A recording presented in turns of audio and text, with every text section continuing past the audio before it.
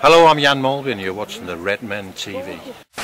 Chris, what's you think of that? I think they had the night off, didn't they, half of them?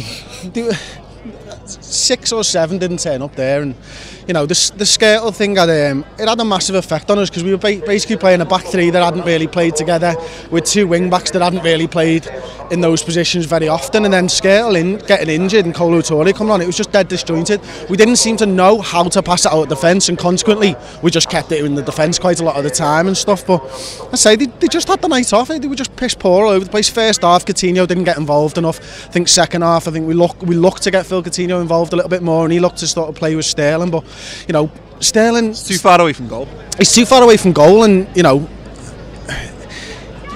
when they were doubling up on him, he needed to go round the outside of him, and because he's right-footed and he's playing out on the left, he couldn't get round the outside enough.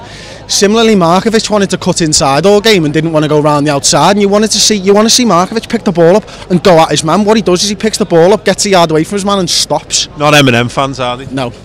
They need to go round the outside. There you go. No, it was just disappointing, just really disappointing. We were expecting us to kick on. Look, the FA Cup games are always tough, aren't they? But you've got to be tougher. I didn't feel like we put enough effort in there. No, I don't think we did, but you know, equally, I'd rather they took that game off than the Premier League game.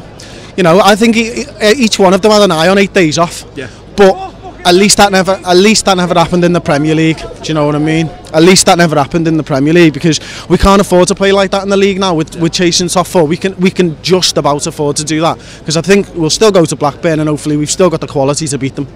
I'm Paul Machin for the Redmen TV outside Anfield after a dull, drab, just emotionally draining in the worst possible kind of way draw against Blackburn Rovers, the quarter-final of the FA Cup.